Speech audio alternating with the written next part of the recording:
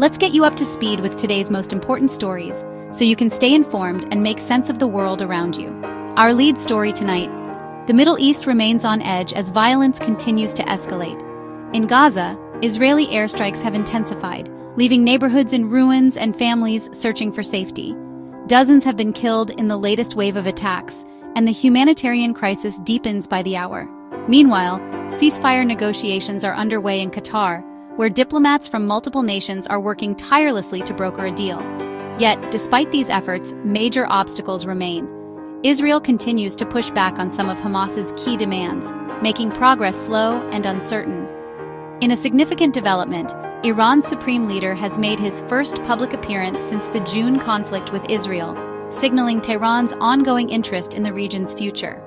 Across the region, tensions remain high. Missile threats from Yemen have put neighboring countries on alert, while the border between Israel and Lebanon sees continued friction as Hezbollah and Israeli forces exchange warnings and sporadic fire.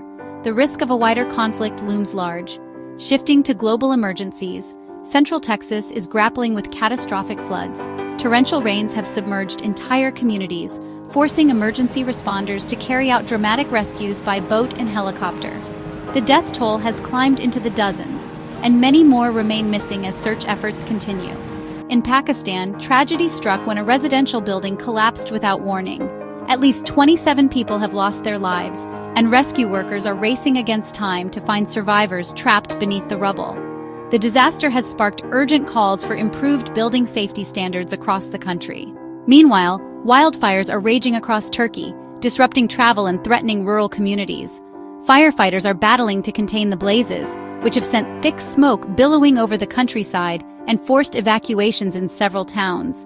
Severe weather is also causing havoc in the United States, with heavy storms battering South Carolina and leaving roads impassable.